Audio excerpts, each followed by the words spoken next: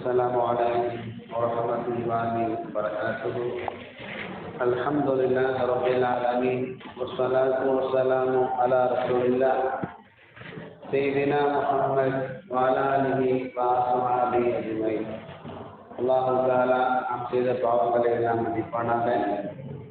நோயற்ற நீண்ட ஆயுளை குறைவற்ற செல்வத்தை வழங்கி அவனுக்கு பொருத்தமான வாழ்க்கை நாம் வாழ்வதற்கு அல்லாஹ் தஆலா தௌஃபீக் செய்வானாக.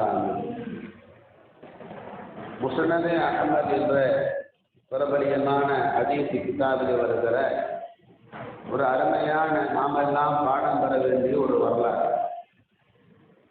லம்லம் இப்னு ஹவுஸில் யமானி ரலியல்லாஹு அன்ஹு அவர்கள் ஒரு ஹதீஸை சொல்கிறார். அவர்கள் கூறுகிறார்கள், காலலி அபூ ஹுரைரா, ஹஜ்ரத் அபூ ஹுரைரா ரலியல்லாஹு அன்ஹு அவர்கள் எனக்கு ஒரு உபதேசம் செய்தார்கள். யமானி சொல்கிறார், லம்லம் இப்னு ஹவுஸில் யமானி சொல்கிறார், ஹஜ்ரத் அபூ ஹுரைரா என்னிடத்தில் சொன்னார்கள், லா தகூலன்ன யா யமானி லா தகூலன்ன லிரஜுலின். யமானி அவர்களே, எந்த மனிதரை பார்த்து நீங்கள் இந்த வார்த்தையை சொல்லிவிடாதீர்கள். இந்த வார்த்தை வல்லாஹி லா யக்ஃபிருல்லாஹு லக அவ் லா யுத்கிலுக அல்லாஹு ஜன்னத அபதா. யாரையும் பார்த்து இப்படி சொல்லாதே, அல்லாஹு தஆலா உன்னை மன்னிக்கவே மாட்டான் என்று யாரையும் பார்த்து சொல்லாதே. அல்லாஹு தஆலா எந்த காலத்திலும் உனக்கு சொர்க்கத்தை தந்துவிட மாட்டான் என்று யாரையும் பார்த்து நீ சொல்லாதே. அல்லாஹ்வுடைய மன்னிப்பு நீ செய்கிற பாவத்துக்கு கிடைக்குமா? கிடைக்காது. நீ செய்கிற பாவத்துக்கு அல்லாஹ்வுடைய சொர்க்கத்தை கொடுப்பானா? கொடுக்க மாட்டான் என்று யாரையும் பார்த்து சொல்லாதே என்று ஹஜ்ரத் அபூ ஹுரைரா எனக்கு உபதேசம் செய்த பொழுது அவர்களுக்கு நான் சொன்னேன், யா அபா ஹுரைரா, அபூ ஹுரைரா அவர்களே, இன்ன ஹாதிஹி லகலிமத்துன் தகூலுஹா யகூலுஹா அஹதுனா லிஅஹீஹி வ ஸாஹிபிஹி இதா கலப. அவர் சொன்னார், அபூ ஹுரைரா அவர்களே, நீங்கள் சொல்லக்கூடிய இந்த வார்த்தை இதா கலப, அதாவது ஒரு மனிதன் இன்னொரு மனிதனை பார்த்து அல்லாஹ் மன்னிக்க மாட்டான், அல்லாஹ் அவனுக்கு சொர்க்கத்தை தரமாட்டான் என்று சொல்லக்கூடாது என்று நீங்க சொல்றீங்களே, இந்த வார்த்தையை தான் மக்கள் சர்வசாதாரணமாக சொல்றாங்க. ஒரு முஸ்லிம் தன்னுடைய சகோதர முஸ்லிமின் மீது கோபப்படக்கூடிய நேரத்தில், ஒரு முஸ்லிம் தன்னுடைய சகோதர முஸ்லிமின் மீது கோபம் கொள்ளக்கூடிய நேரத்தில் இந்த வார்த்தையை தானே எல்லோருமே சொல்லுகிறார்கள். அல்லாஹ் மன்னிக்க மாட்டான், அல்லாஹ் உனக்கு சொர்க்கத்தை தரமாட்டான் என்ற இந்த வார்த்தையை சர்வசாதாரணமா மக்கள் பேசுகிறார்களே, நீங்க சொல்லக்கூடாதுன்னு சொல்றீங்களே என்று கேட்ட பொழுது அபூ ஹுரைரா மீண்டும் சொன்னாங்க, பலா தகுல்ஹா, மற்றவங்க சொல்றாங்க நீ சொல்லிடாதப்பா, நீ சொல்லாத. இந்த விஷயத்தை நான் சொல்வதற்கு ஒரு ஆதாரம் இருக்கிறது. இப்ப இன்னி சமீபத்து நபிக்கு எப்போதும் நபிகள் நாயகம் ஸல்லல்லாஹு அலைஹி வஸல்லம் ஒரு ஹதீஸ் சொன்னாங்க, ஒரு வரலாறு சொன்னாங்க. அந்த வரலாறை நான் கேட்டிருக்கிறேன். அந்த வரலாறை வச்சுதான் இப்படியெல்லாம் பேசாதன்னு சொல்லி நான் சொல்றேன் அப்படின்னு சொல்லிட்டு ரசூலுல்லாஹ் சொன்ன வரலாறை அபூ ஹுரைரா யமானி அவர்களுக்கு சொன்னார்கள். ஸல்லல்லாஹு அலைஹி வஸல்லம் ஒரு வரலாறு சொன்னாங்க. பனி இஸ்ரவேல் காலத்துல 2 நண்பர்கள் இருந்தார். ஒரு நண்பர் வணக்கசாலியாக இருந்தார், இன்னொரு நண்பரோ பாவியாக இருந்தார். இந்த வணக்கசாலியான நண்பர் பாவம் செய்யக்கூடிய தன்னுடைய நண்பரை பார்க்கும் பொழுதெல்லாம் சொல்வாராம், யா ஹாதா அக்ஸிர், நண்பனே நீ செய்யக்கூடிய பாவத்தை விட்டு விலகிக்கொள். நீ பாவம் செய்கிறாயே காலகாலமாக, இந்த பாவத்தை விட்டுடு, பாவம் செய்யாதே என்று வணக்கசாலி பாவம் செய்யக்கூடிய நண்பருக்கு பாவம் செய்யாதே என்று உபதேசம் செய்வாரா. அவர் அவ்வாறு உபதேசம் செய்யும் போதெல்லாம் இந்த பாவம் செய்யக்கூடிய நண்பர் சொல்வாராம், கல்லினி ரப்பி, நீ என்னை என் அல்லாஹ்வோடு நீ என்னை விட்டுவிடு, என் அல்லாஹ்வோடு நீ என்னை விட்டுவிடு. பாவம் செய்வதும் மன்னிப்பதும் எனக்கும் அல்லாஹ்வுக்கு இடைப்பட்ட விஷயம். அதை பற்றி நீ பேசாத, அதை அல்லாஹ்ட்ட நான் பார்த்துக்கிறேன், அல்லாஹ்ட்ட நான் மன்னிப்பு தேடிக்கிறேன், நீ ஒரே சொல்லக்கூடாதுன்னு சொல்லி பாவம் செய்யக்கூடிய நண்பர் வணக்கசாலியை பார்த்து சொல்வார். அவரும் உபதேசத்தை விட மாட்டார், இவரும் பாவத்தை விடணும். இவர் உபதேசம் பண்ணிக்கிட்டே இருந்தால் அவர் பாவம் செஞ்சுக்கிட்டே இருந்தார். ஒரு நாள் இந்த வணக்கசாலி பாவம் செய்கிற தன்னுடைய நண்பரை பார்க்கிறார்.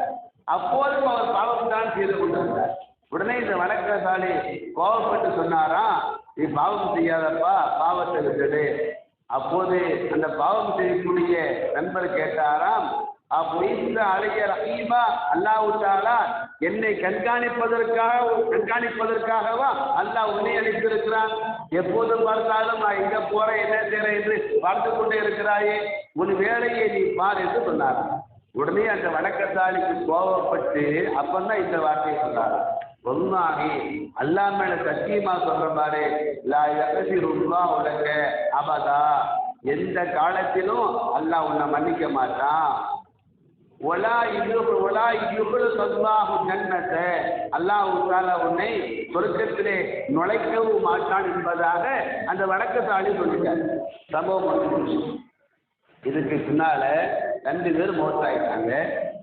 2 பேருடைய ஆன்மாவும் அல்லாஹ்ட்ட முதலீடு பாவம் செய்த அந்த அடியானை பார்த்து அல்லாஹ் சொன்னா, இது பகுப்புளில் ஜன்னத ரஹமத்தி, நீ போப்பா, என்னுடைய ரஹமத்தை கொண்டு நான் உனக்கு சொர்க்கத்தை கொடுக்குறேன், என்னுடைய கிருபையால உன்னை நான் சொர்க்கத்துக்கு அனுப்புறேன், நீ சொர்க்கத்துக்கு போ. இப்போ உங்களுக்கு ஆச்சரியமா தான் இருக்கும், என்னங்க பாவம் செஞ்சுக்கிட்டே இருந்தான், அவனுக்கு அப்படி அல்லாஹ் ஏங்க சொர்க்கத்தை கொடுத்தான் பின்னணியை சொல்றாங்க. என்ன காரணம் கேட்டா, பாவம் செய்யக்கூடிய அந்த அடியானோ ஆசைப்பட்டோ விரும்பியோ அல்லது அல்லாஹ்வுக்கு மாறு செய்யணும்னு நினைச்சோ பாவம் செய்யான்.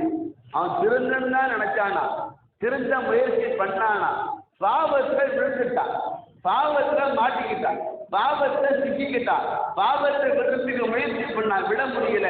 அவன் பாவம் செஞ்சாலும் ரகசியமா உட்கார்ந்து அல்லாத அழுவான, பாவத்தை இல்லாம நினைக்கிறேன், என்னால விட முடியலப்பா, ஒண்ணு பாவத்தை வந்து காப்பாத்துது அல்லது என்ன மன்னிச்சிடுப்பான்னு சொல்லி அல்லாட்ட அழுத்து அந்த அடியா அல்லாட்ட பாவம் பண்ணி கொடுத்துருக்கான்.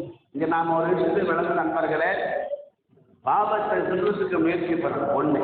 2வது, நாம பாவத்தை விட்டு விலகும் வரையிலும் தௌபாவை விட்டுடக்கூடாது, பாவ மன்னிப்பு தேடுறத விட்டுடக்கூடாது.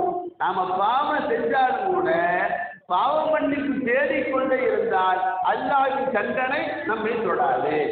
அப்ப அந்த ஆளு மன்னிப்பு தேடின காரணத்தினால அல்லாஹ் தஆலா அந்த ஆள் சொர்க்கத்துக்கு அனுப்பினான். ஆனா அல்லாஹ் தஆலா அந்த வணக்கசாலியை கூப்பிட்டு சொன்னான். அல்லாஹ் என்ன சொன்னா, அகுன்தபி ஆலிமா, என்னுடைய அடியானை பார்த்து அல்லாஹ் மன்னிக்க மாட்டான்னு சொன்னீங்க, அல்லாஹ் உனக்கு சொர்க்கத்தை தரமாட்டான்னு சொன்னீங்க, என்னை பற்றி நீ அறிந்தவனா? நீ என்னை பற்றி உனக்கு என்ன தெரியும்? நான் யாரை மன்னிக்க மாட்டேன் உனக்கு தெரியுமா? யாருக்கு சொர்க்கத்தை கொடுக்க மாட்டேன் உனக்கு எப்படி தெரியும்?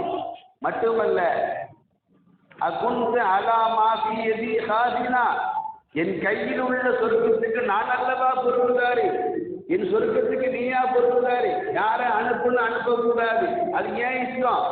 என்னோட அடியானை பார்த்து நீ அந்த வார்த்தையை சொன்னாய். அல்லாஹ் தஆலா சொன்னா, இது ஹபூபிஹி இலன்னா, மலக்குமார்களை கொண்டு சொன்னா இந்த ஆளை கொண்டு நரகத்துல போட்டுடுங்க. நாம யோசிக்கிறோம், என்னடா அல்லாஹ்வுடைய தீர்ப்பு வித்தியாசமா இருக்குது, இந்த ஆள் எவ்வளவு ஆழம் சொல்றாரு, அமல் செஞ்சாரு, அல்லாஹ் நரகத்துக்கு அனுப்புறான் அப்படின்னு கேட்டா அவர் செஞ்ச அமலெல்லாம் அழிஞ்சு போச்சு. ஏன் அழிஞ்சு போச்சு தெரியுமா? அவரு பாவம் செய்யக்கூடிய தன்னுடைய நண்பரை பார்த்து அவர் என்ன சொன்னாரு, அல்லாஹ் மன்னிக்க மாட்டான், அல்லாஹ் அவருக்கு சொர்க்கத்தை தரமாட்டேன்னு சொன்னாரு. அது எப்படி சொல்லலையா? கவலைப்பட்டு சொல்லலையா, அக்கறைப்பட்டு சொல்லலையா, அகம்பாவத்துல சொல்லியிருக்கிறார், ஆணவத்துல சொல்லியிருக்கிறார், பெருமையில சொல்லியிருக்கிறார், தற்பெருமையில சொல்லியிருக்கிறார். நான் என்ன அமல் செய்யறேன், நீங்க எப்படி நன்மை கெட்டவனா இருக்கிறீங்க, அல்லாஹ் உன்னை மன்னிக்க மாட்டான். தற்பெருமையின் காரணமாக சகோதர முஸ்லிமை இழிவாக நினைச்சி தன்னை பெருசாக நினைச்சு பேசினார, அந்த தற்பெருமை தான் அவருடைய நரகத்திற்கு காரணமா அமைந்ததாக ஹதீஸினுடைய விளக்க உரையிலே நாம் பார்த்தோம். நண்பர்களே, அப்படியானால் என்ன செய்வது? பாவம் செய்யக்கூடிய ஆட்களை கண்டுகொள்ளவே கூடாதா? என்ன செய்வது? ஸல்லல்லாஹு அலைஹி வஸல்லம் அழகான ஒரு உபதேசத்தை சஹாபாக்களுக்கு சொன்னாங்க. இந்த ஹதீஸோடு நான் முடித்துக் கொள்கிறேன். புகாரி முஸ்லிம்ல இந்த ஹதீஸ். ஒரு நாள் நபிகள் நாயகம் ஸல்லல்லாஹு அலைஹி வஸல்லம் சஹாபாக்கிட்ட சொன்னாங்க, நீங்கள் அநீதி இழைக்கப்பட்டவன் பாதிக்கப்பட்டவனுக்கும் உதவி செய்யுங்கள், அநியாயம் செய்யக்கூடியவனுக்கும் உதவி செய்யுங்கள் என்று சொல்லலார்கள். சஹாபாக்களுக்கு விளங்கல். யார சொல்லலாம்? பாதிக்கப்பட்டவனுக்கு உதவி செய்ய சொல்றீங்க, அது சரிதான், எங்களால விளங்க மண்டைக்கு ஏறு புரிய முடியும். அநியாயம் செஞ்சவனுக்கு உதவி செய்ய வேண்டும் ஆயத்தை சொல்றீங்களே, அநியாயம் செய்யக்கூடியவனுக்கு எப்படி உதவி செய்யுது? அந்த வார்த்தைக்கு என்ன விளக்கம்? நீங்க இப்படி எல்லாம் சொல்ல மாட்டீங்களே நாயகமே, எப்படி அநியாயம் செய்யக்கூடியவனுக்கு உதவி செய்வது என்று சஹாபாக்கள் விளக்கம் கேட்ட பொழுது அழகாக சொன்னாங்க.